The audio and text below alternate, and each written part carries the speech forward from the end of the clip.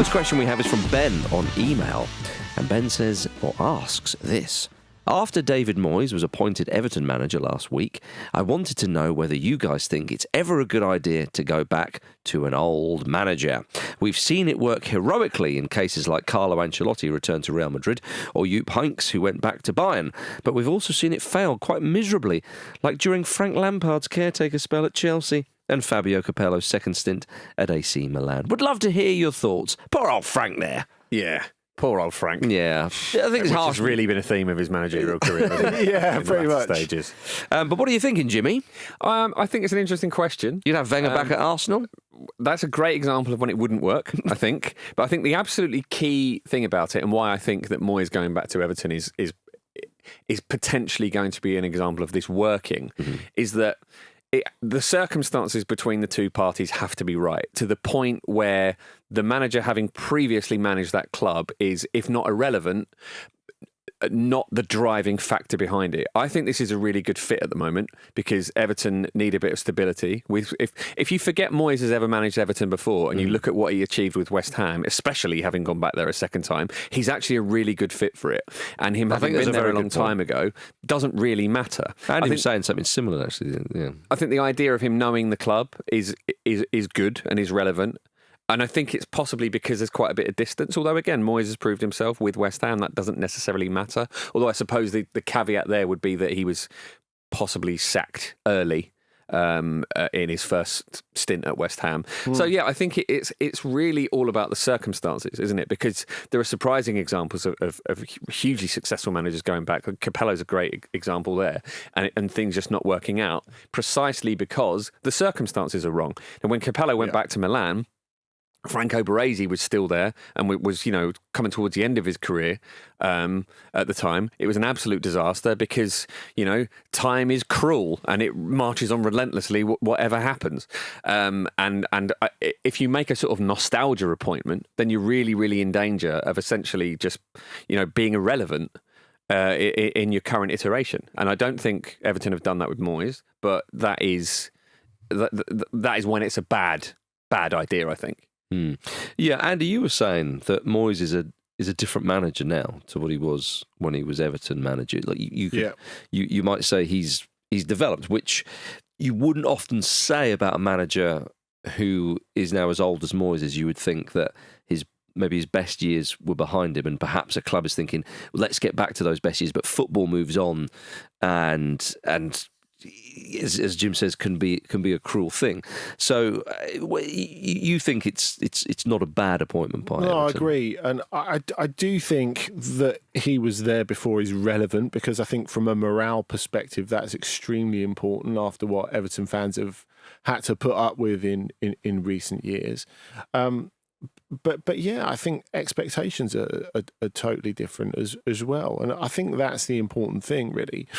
If you've had such an incredible first spell, it's almost impossible. It's like for a player, really, not to disappoint when you go back. If you look at, say, I don't know, if we transpose it to players, for example, if you think of a lot of the players that Dortmund got to the final of the Champions League with in 2013, or Atletico got to the final of the Champions League with in 2014, they ended up buying back. In some cases, quite disastrously, and it really didn't work the second time. So when we look at Mario Götze going back to Dortmund, or if we look at Diego Costa particularly going back to Atletico, for example, it is difficult to reproduce the excellence of the first time. I think Capello falls into that. I think if you look at Zidane, who didn't actually have a bad second spell at Real Madrid. It's funny that, isn't it? I was looking into that in anticipation of this question, and I think it's sort of remembered as a bit of a disaster, but he won the league. Yeah, but there's no matching winning 3 Champions Leagues the first time, is it? It's just absolutely impossible. But I think you can get too deep into muscle memory and all that sort of stuff. But how the supporters feel is much more important with a coaching appointment than it is with a player going back. Because when you get on board a coach, if they don't have the backing of the supporters, you are never going to make it. A player can quite quickly change a fan base's mind. a coach can't. Mm-hmm. I think it's very, very different. So if you have a Rafa Benitez arriving at Chelsea, for example, who's never going to be accepted, you talked about it in the Ramble yesterday. Ivan Juric arriving at Roma. It was never working for him, and you could know that in the first couple of days, let alone weeks, really. So I think if there's a connection between a previous coach and a club, that he knows the club stuff. Obviously, it's a bit of a cliche.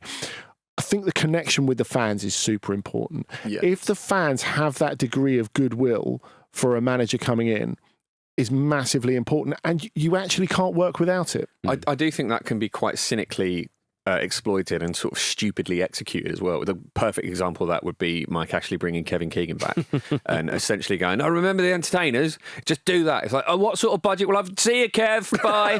Like, essentially, he's on a hide into nothing there because the circumstances are completely wrong, and it's an appointment that's been made unfairly on everyone involved by nostalgia. But it could have worked if it wasn't for Ashley. Yeah, but Ashley's a huge player in that scenario, though, isn't he? You can't take him out of the equation. Can we take a moment to just appreciate that Heinz was mentioned in the question there? Now, he managed Bayern Munich 4 times. He won a lot in his career in general, as a player and as a manager, but he won the treble with Bayern in his 3rd spell there. Yeah. And am I right in thinking that he came back just sort of, they weren't quite sure what to do, and they thought, this exact scenario, we're comfortable with Heinkes, let's bring him in, he knows the club, etc. Post Van Gaal just exceeded everybody's expectation. He was a safe pair of hands. So post Van Gaal, they are losing finalists in the Champions League and the German Cup and finished 2nd in Bundesliga. Yeah. Next season wins the treble. Loved it. On his 3rd spell. And obviously he hands over to Pep Guardiola, who never reached those highs at Bayern. How is he... in terms of trophy wins. How is he viewed in Germany? Is he like an all-time great manager? Heinkes? Yeah. Yeah, absolutely. And as well, he's got this huge history with Borussia Mönchengladbach as well. So he's a legend as a player too. So he's a legend at 2 of the biggest clubs in Germany.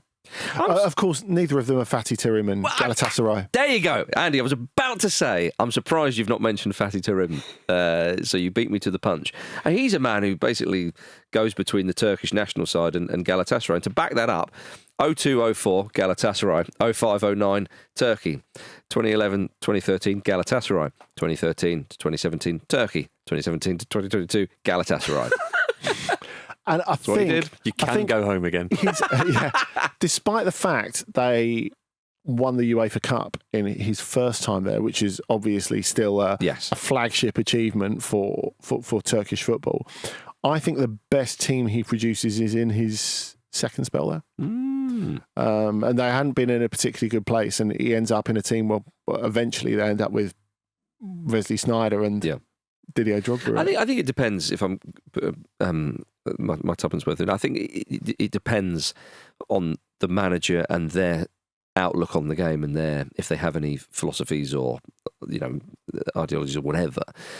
Because if it is a case that a manager, and Capello, I mean, I know Capello, he won the league at Real Madrid and then he would win the league at Roma after Milan. But his spell at Milan was so special, really. And it was off the back of Arrigo Sacchi. It was such an incredible period. They went unbeaten, didn't they? And they won so much. Yeah, it was such an incredible time that I think that you have a blueprint of, as you say, Jim, do that again. Mm-hmm. That's been and done. That was with a particular group of players at a particular time.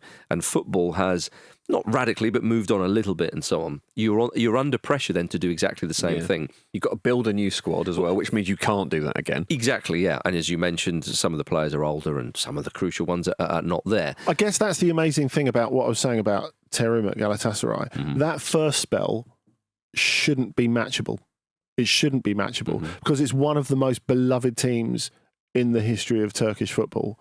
And a lot of people think if they'd have kept it together and he'd have stayed, they'd have ended up like doing something pretty big in the Champions League. You know, most people can name that team 1 to 11. And funnily enough, when Terim went back later on, he told me he got together all the players that he played with who were still in Istanbul, apart from Hakan Şükür, because he was in politics at the time, and said, any of you want to be on my coaching team? Because he trusted them all so much and he felt such a connection with them. So I guess that is a big part of of how you deal with a second spell in charge. You know, how do you straddle the boundary? If you're the coach, how do you straddle the boundary of nostalgia, but at the same time keeping the magic of the first time? Like reproducing the magic without leaning into stuff that's out of date is very difficult. Yeah, absolutely. And going back to sort of, as I was mentioning, Capello and so on,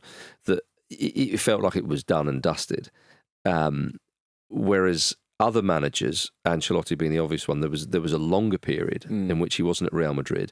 He didn't define an era at Real Madrid, or certainly add to a defining era at Real Madrid. He's known for his pragmatism. He's known for his great management skills. These things lend themselves to being able to dip in and out of jobs here and there.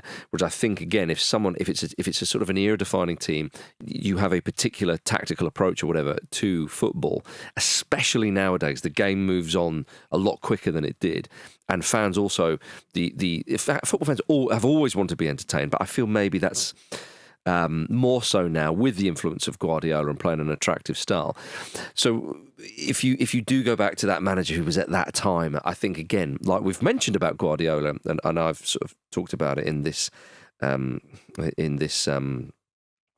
season, is that chasing after self? Is that chasing after what it used to be? It's interesting that you mention entertainment and Capello there, because Capello also had a second spell at Real Madrid where he basically spent the whole season telling the fans that entertaining football was out of date and impossible, and that they should just shut up. Did eventually win the league on the last day of the season, and they got sacked anyway, in like one of the most Real Madrid things you can possibly imagine. Yeah. Having said that, who needs entertaining football when you've got Antonio Cassano doing an impression of you on the pitch? It's one of my favourite moments in Real Madrid history when Cassano's doing an impression of Capello on the pitch, and the players who are around it on their pre-match walk around, and the players around him are trying to tell them, he's behind you, stop doing it. And he just doesn't take the hint at all and carries on doing it. Oh dear. But Capello never held it against him, fortunately. Absolutely not. All right, let's have a quick break, and after which we'll answer more of your questions. Moon has been in touch on the Discord. Moon is a high-value contributor, I have to say. Love the guy. So Moon says, do you think major sports broadcasters now prioritise the celebrity of their pundits and the generation of content, whether it's analysis, reactions or Big Meeks banter, over the actual games themselves? It feels like they're all trying to emulate CBS's Champions League coverage, where the focus seems to be more on the presentation than the matches. This trend seems to be creeping into every aspect of coverage, even during the matches themselves, like when the cameras cut to Neville and Carragher to show their reactions during the Manchester United versus Liverpool game. Do you enjoy this approach? Would you like to see more of it, less of it? Are we heading towards a future where football is broadcast with a constant G-Nev reaction cam while the match is relegated to a small corner off the screen? It's really interesting the way that's distilled, actually, because I don't know if this is Moon's view. I don't want to ascribe one particular view to him because it's a pretty open question. But I guess that there are people of a certain age, of which we might be, who would be assumed to think, well, actually, can you just concentrate on the game? But I think the cuts are too fast, the colours are hurting my eyes. It's too loud in here. But I do think a huge part of this, actually, it's a compliment to the viewer, actually, because I think because there's such a proliferation of football media, of which we are obviously part of, because football's almost a long-running soap that is such a massive part of our lives, that I think the level of literacy and understanding of football is much, much higher than it was 20, 25 years ago, and certainly when Sky started.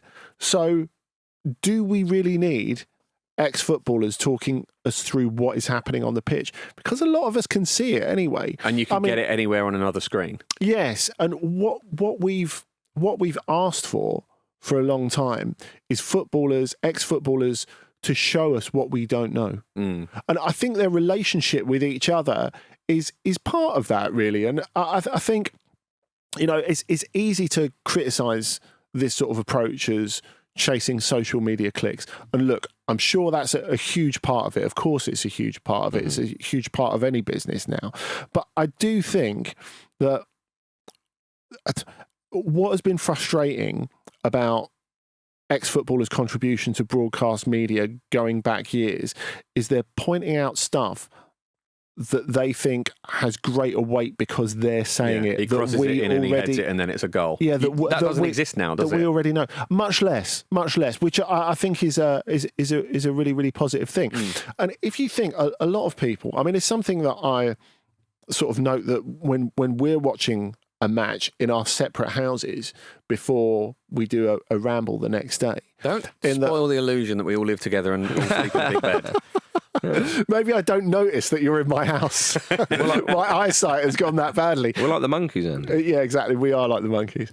But I'm Mike Naismith. So I think, only because I wrote Different Drum, but I think that sense of, for a lot of people, their football watching experience is just that sort of pub chat during the game, even if you're in separate places. Now, personally, I like to concentrate on the game and then catch up with what you guys are saying at half time. I don't feel I'm particularly active in those conversations, and I find it a bit distracting. I want to be in the game. Yeah, well, you're watching the Turkish League and the Portuguese League at the same time. It's 3 screens so many screens. But I think for a lot of people, that's a huge part of their football watching experience now. And I think that broadcasters have made the effort to understand that and lean into that is not such a bad thing. I think also a big part of it is that actually those sections between the games and after the games, and sometimes even before the games, they are actually about social media and they are about reach. They are about, Sky's subscriber model is obviously kind of a little bit out of date. In theory, there's nothing to replace it, so it's technically not out of date. But, that online reach is a massive, massive thing. It draws people to them. And that is just the current media landscape, isn't it? Every broadcaster does it. They're not kind of, they're not atypical in that. So, that is just really the reality of it, isn't it? And I think sometimes this kind of positioning of certain figures as being like immediate headline news can be a little bit kind of boring. I think they sort of generally sometimes overestimate how interesting I personally find Gary Neville. He is sort of everywhere. Moon talks about the cams cutting away to them. I think we are of a generation of football where when anything vaguely interesting happens in a match, you get this really performative from one or both of them. I do find that a bit grating, but they're not the first broadcasters to be a bit grating when you've been exposed to them for ages. So it's difficult when you're in the public eye and you do the jobs that they do, is that inevitably, and we'll do it on here even, you have your little things that you do and your little tricks, and if people know them and mention them, you kind of almost subconsciously drift towards that as well. I mean, I think I remember it would probably all the way back to the good old 90s when you could say anything you wanted. Indeed. When the cameras would start showing managers celebrating. And that was quite a new thing. And I can remember it being quite, I don't know, it was quite revealing sometimes to see how managers would react. And sometimes, especially if it was your team and a particularly important goal went in, it was good. It was enjoyable. It didn't have to be your team, as long as it wasn't the opposition team to yours. You could enjoy that, and that it felt like it was giving you a little bit more of an insight, maybe, that you see the manager running off down the touchline. So that now is completely standard in football. Yeah. Absolutely. Like to think that you wouldn't see a manager reacting to something now. A broadcast is a story, isn't it? They're telling the story of the match through every possible, essentially relevant actor within it. Yeah, and I think now to see the commentators reacting is just another part of that. I mean, you saw you even see the radio commentators, the likes of John Murray on 5 Live and so on, when he stands up and you see him shouting when England have won the penalty shootout against Switzerland or whatever in the Euros. Yeah. I don't mind that, actually. In fact, with Neville and Carragher, again, just out of pure curiosity, to see how they are reacting to what's going on around them. We have a different view to partisanship as well now, don't we? Because for years, it was really important in England, where we see ourselves as the guardians of fair play, for everyone to be disavowedly neutral. Whereas actually, the reality is, if we were all neutral, we probably wouldn't be into football in the first place. Yeah, so everyone's partisan. Yeah, exactly. But it's different to, say, what exists in Spanish media, where for a really long time now, you've had a man who's a major figure in sports media who is now in his 50s, literally wearing a Real Madrid shirt and humping the telly when they score. Now, we've not quite got there yet. And more's the pity, Andy. Well, maybe it's on the way, because in terms of how Carragher and Neville react to Liverpool and United and how they interact, that's something that we feel is important. And the advent of fan media as well, where this is normalised. That too. But I think in terms of, if we're just talking about the broadcasters here, like Moon is, like the major sports broadcasters, Sky's thing has always been to lean into the emotion. You know, you think of like whether it's Kevin Keegan collapsing over that advertising board when Stan Collymore scores the winner at Anfield, or whether that's looking in the crowd for someone who's crying after their team's conceded a late goal or whatever.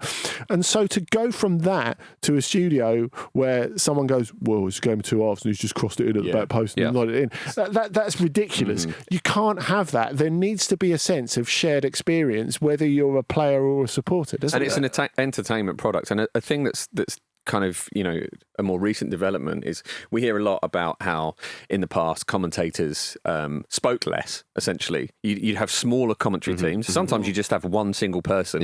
They would let the game play out, wouldn't necessarily speak over absolutely everything. I think there is an argument that was better sometimes, but you know, broadcasters are competing with so much more, so many more screens now, essentially. You're fighting for attention in the way that you didn't in the past. And I think that plays into why there's just this constant glut of stuff. Well, entertainment. I mean, the other night when you had Darren Fletcher, Ali McCoist and Rio Ferdinand commentating on, what was it, the North London Derby? I forget which game.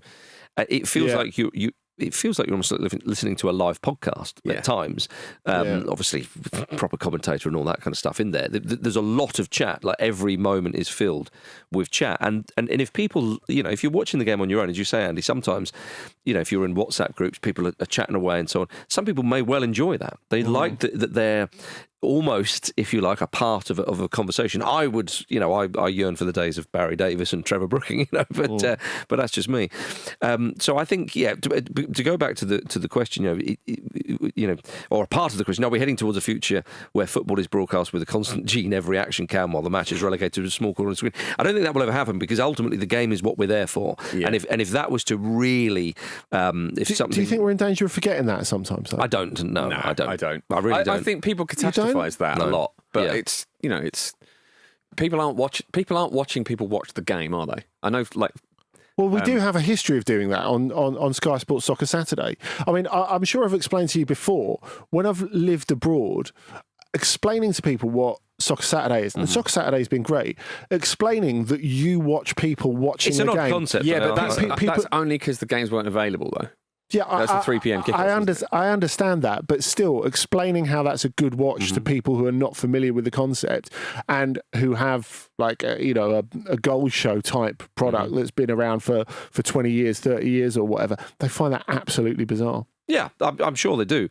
But I think the idea that we are going to relegate the match to a small corner of the screen, as Moon says, I really don't worry about that. And I think if you did, people would really, really kick off about it. I'm not sure he's fully serious in that suggestion. Indeed, but just to answer it all the same. This from Darren on Instagram. I was listening to Andy talk about unemployed footballers on Ramble Uncut this week and found the discussion really interesting. Do you think it's now easier to make a return to football after an extended period of being unattached to a club? So yes, you spoke about unemployed footballers on Ramble Uncut, and what was the sort of the gist of the conversation, to remind people? Well, so basically I was talking about it from a Wimbledon perspective, because they've signed in the last just over a month 3 players who were unemployed at the start of the season and unemployed up until the point where Wimbledon signed them. So essentially they haven't played in the first half of the season. Now, the thing that all connects these two, because only 2 of them are still there. One was on an initial, Sam Hutchinson was on an initial 1-month contract and signed for the rest of the season. Marcus Brown has just signed for the rest of the season, whereas Romain Sawyers, who was covering injuries, signed for a month and then went to Bristol Rovers when that expired. The thing that links all of them is they were in the PFA's first ever pre-season camp for players that were out of work. And now this is something that's happened in France, for example, for quite a long while, where the Players' Union organises a training camp to organise some sort of group training I guess, take the edge off the fact that you're not training with a team. And I think you can see the way that those three players, for example, those two players certainly, because Sawyers and Hutchinson have already played, the way that they've got up to speed shows that is much better than training on your own. It makes a massive difference, as well as the kinship and all of that sort of stuff that keeps your spirits up. But in terms of making it easier to make a return to football, I guess we're not just looking at players in the English leagues. I mean, you've got to look at David De Gea, who in his, without being old, was out of the game for a year and then came back having picked what he wanted to pick. Now, I think in the past, there's definitely been a thing of if you start a season without a team, what's wrong with you? Why is no one touching you? In a way that obviously doesn't happen with coaches, because there's a physical element to it as well. But I think this is going to happen more rather than less, for a couple of reasons. One, because player wages are so high. And so in the case of David De Gea, for example, meeting financial expectations and finding a club that he was happy with that would meet those expectations was really difficult. And clearly he got to a point after a year where he thought, look, this is a club that would be a cool experience, and how much money do I really need? Because he's gone in at like 1/10 of his Manchester United wages, for example. I think the other thing is like a bit of a physical and mental health break is probably something that footballers, especially footballers of means, we're not talking about League One and League Two footballers who, existence is often hand to mouth, and they will have a contract of a year or 2 years and they don't get paid as much money and all that sort of stuff. I feel that you will have more footballers going, you know what, I'm going to take a deep breath. There was a guy Landon Donovan did that, didn't he? Yes. There was a guy actually who went to my school. I think he was called Rory Allen, who came through the Spurs Academy, went to Portsmouth. I think he was a year or two younger than me. And he famously, when he was playing for Portsmouth, he just got fed up of playing football, and he went off to watch England play in the Ashes one winter, and he just called Portsmouth and said, "Yeah, I'm done." Wow. And that was seen as something absolutely shocking at the time. And of course, the way he did it was quite shocking, because he was still 24, 25 at the time. He was quite young. But now I think there's a greater understanding of the amount of physical and mental bandwidth that being a top-level footballer takes. We talked about it on the main show yesterday when we were talking about Sandro Tonali and the fact that he looks fitter, sharper, healthier for taking some time out of the game. Now, that's different, of course, because that's enforced time out of the game, but not time out of the game that was caused by a fitness issue. So in that sense, it's almost a quite unique sort of thing, especially at his age. And honestly, it looks like he's benefited from it. Yeah, I think the awareness around this stuff obviously helps as well. I think the physical demands of football nowadays means that to take a bit of time out and then to go back in at a sort of an elite level is probably unlikely, although we've not seen that. We've mentioned a few here, but I'm talking about the very, very top of the game. I think it's more doable than it was.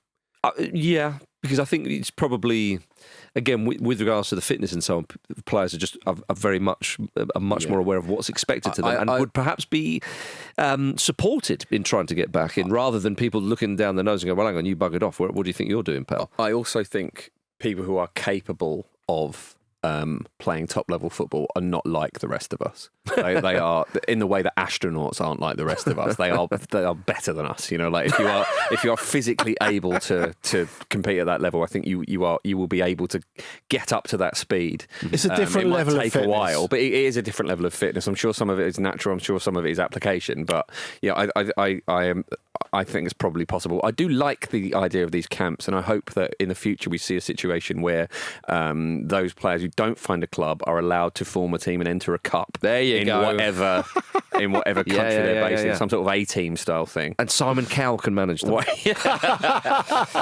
Oh dear. Harry Redknapp, surely. Oh yes. Oh dear. Right, let's have a quick break and some more questions after. Andy, next question, please. Yes, sir. We've got one from Trout on Blue Sky. one of our favourite channels. I was reminiscing about the old days whilst watching Premier League years this week. Oh, I love to do that. And noticed something which doesn't seem to happen in modern football. Alan Shearer, as Newcastle captain, often felt like the boss with more power than even the manager. You could say the same about John Terry with Villas-Boas and Scolari, Steven Gerrard with Benitez and Rodgers, and maybe even Mark Noble with Pellegrini. Why do you think this happens so much less in modern football? Gerrard and Benitez? Yeah, I'm not sure I agree with that particular. But I get the point. I'm being a bit pedantic. Danny Murphy and Roy Hodgson. I know it doesn't leap out as an obvious one, but Hodgson basically gave him the keys to the team and said, "Look, if you want to switch things up and so on." It really was like that. I guess my question is this perception rather than reality? Yes. When we look at some of these players and the way that John Terry was always thought of as the perfect England captain because he was so much more demonstrative on the pitch, where really, I think if you're talking about captains in football are way different to, say, captains in cricket, because in cricket you actually are the manager or head coach on the pitch. It's player manager in cricket. Yeah, you pick the bowlers, you set the field, all that sort of stuff. Whereas I do think perception is a huge part of the role in football captaincy, except if there is an exception that proves the rule in modern football, it's probably Granit Xhaka at Leverkusen, actually, because Xabi Alonso says quite openly, yeah, he's me on the pitch. And I need him to map the game out for me in the pitch in exactly the way I want it done. And also Simon Rolfes, who's the sporting director there, going, one of the things that attracted us to Xhaka is the fact that he says stuff in a much less nice way than the rest of us do. So when there's a home truth to be said, we just pass it over to Granit and he deals with it. Part of his reasoning for going to Leverkusen as well was that there was a coaching pathway there. So this is the sort of perfect intersection of that. That's an interesting point. I do think you're right as well in that the nature of the captaincy in general is really changing in football. I think it's perhaps seen as less important now than it once was, and that's probably the influx of kind of coaches from all over the world. But also we're seeing, it's really common now, isn't it, that we have this sort of very cerebral, very, very details oriented, like kind of obsessive coach, and I think that possibly reduces the role of the captain pointing at players and telling them where to go effectively with a bit of a bark on the pitch. I think it's a cultural change. Is it a status thing as well? Because when you talk about the influx of different sorts of coaches, I think if you look at the Premier League in recent years, it's become not just a superstar players league, but a superstar coaches league. Whereas if you look at the point where you had Conte at Tottenham, for example, or Mourinho at Tottenham, something that wouldn't have happened 5 years before. And there's such a logjam of like name coaches at the top of the Premier League. That feeds into what we were talking about before in terms of perception and that projection of authority, doesn't it? Yeah. And I think, it's very specific examples. I mean, John Terry's maybe not so much under Villas-Boas, but certainly under Di Matteo, there was often talk. But I don't think John Terry's picking the team. I think that captains will, to varying degrees, have the manager's ear. And I think it does depend on the manager, on the situation, on the season. If things are going well, if things are going not so well. There was talk that Lionel Messi really was quite the demanding player, shall we say, at Barcelona, as you could imagine, because what he would say would go. Well, he got his preferred coach at one point, didn't he? Yeah. Exactly, yeah. And he wanted to play through the middle, so at times, Zlatan Ibrahimovic was played out wide and stuff like that. So it was, I think these are, as you say, Andy, I think the perception is a little bit different because you had these captains maybe a bit more traditional in the past, barking orders and so on. So does it happen much less in football? I don't know. It's all about the perception. I don't think there are really any high-profile captains in the Premier League at the moment. I mean, do you know off the top of your head who Man City's captain is? Yeah, I do. Yeah, it's interesting. It's Kyle Walker. Yeah. And it's just not a high-profile thing. Bruno Fernandes is an obvious one, but otherwise, it's yeah, I think it's just not got the same status. I mean, Rio Ferdinand said about being at Manchester United under Ferguson. He said that Ferguson encouraged them to be leaders on the pitch and to think. And if you need to switch something up, because, it's all very well the manager barking instructions, absolutely right, I want you to go. But in terms of when you get the ball, play it out there, or more sort of intricate tactical detail and passing, it's difficult for a manager to be heard and get that message quickly on the pitch. You want your players to think for themselves and think, right, we're going down that channel, it's not working. They've completely marked our left winger out. So right, how are we going to change that? Because if the players are all stood around thinking, well, I don't really know what we need a manager. It's not working. Actually, you have to be better than that. A really common thing now is always leadership groups, where essentially every unit on the pitch has someone assigned as who takes charge. Like most clubs have it now, where there's a sort of hierarchy in terms of who's captain if the nominated captain isn't available. So I think it's possibly been diluted, which makes way more sense than just having one guy like trying to cover a whole pitch with his voice and his fingers. Yeah, no, I completely agree. Good question, though. Thank you very much, Traunt. We're going to finish with this from Chris, also on Blue Sky. Now that we know that Richard Keys should be James Bond and not Andy Gray, because Andy Gray should be Q, which Premier League manager would make the best Bond villain? So this is a great question. There's a fair few candidates, Well, I think. it works, doesn't it? Because so many Bond villains are essentially just European men. Arne Slot has a brilliant look for it, and the demeanour's ideal because you would be surprised if he sort of turned and showed his teeth a little bit. No, because I can't imagine Arne Slot being either getting any kind of emotion out of him. Oh, but you need a bold Blofeld, I think. I mean, fine, but Charles Gray and Diamonds Are Forever. A Blofeld with hair? No, but you've got a few other options. I mean, to me, Guardiola's much more Bond villain than Arne Slot, because Guardiola is a mad genius. Fizzing. Yeah. Started off well, and then something's not quite gone wrong. Rollnecks. Yeah, Rollnecks, and it's gone wrong. And that look in his eye, that look when he's looking down, then he looks up at the reporter. Yeah. And also as well, when he is finally beaten, and Richard Keys as James Bond is standing over him or whatever, I can imagine Guardiola just spitting out stuff, going, but getting desperate. Right, okay. I can't imagine Arne Slot doing that. I think Eddie Howe's got a low-key shout here. He's just got that understated menace about him. Certainly if we're talking about Daniel Craig era Bond, I think Howe could do it. I'm not having it, Andy. No, for me... Tyndall would be... No, Howe, double agent. They don't necessarily have to be the main Bond villain to count as a Bond villain. And on that theme, Enzo Maresca heads the scuba division of the Henchmen. He's not the main antagonist, but he gets through most of the movie before Bond kills him. I think that. Ireola's got that kind of rictus grin. Bond villains often have a single characteristic like that's really visible, isn't it? And I think that could be sinister. Yes. Ursula, Thomas Frank as well, both seem kind of obvious. Thomas Frank, I could see that, but I could see him being one of the bad guys that then flips and works with Bond.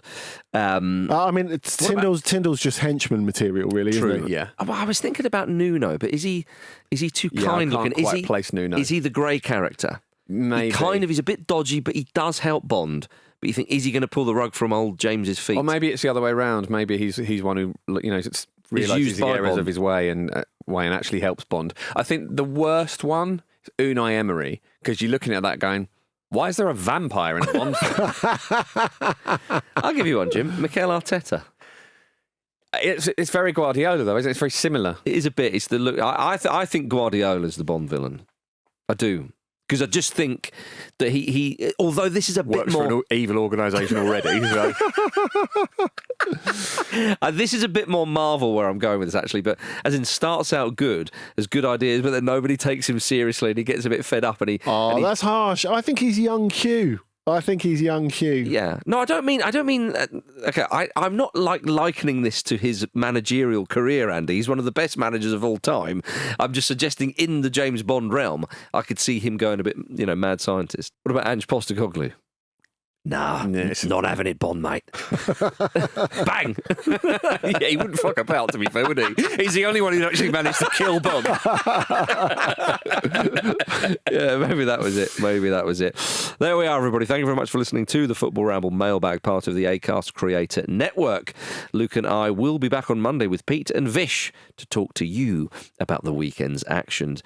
Please do send us your responses, opinions and questions for next week's mailbag episode. Of course, you can do that on X, Blue Sky, TikTok and Instagram at Football Ramble, and subscribe on YouTube, wherever you get your podcasts, and email us show@footballramble.com, or Discorders, you know what to do as well. Thank you, Andy. Thanks. Thank you, Jimmy. Thank you. See you on Monday, everybody.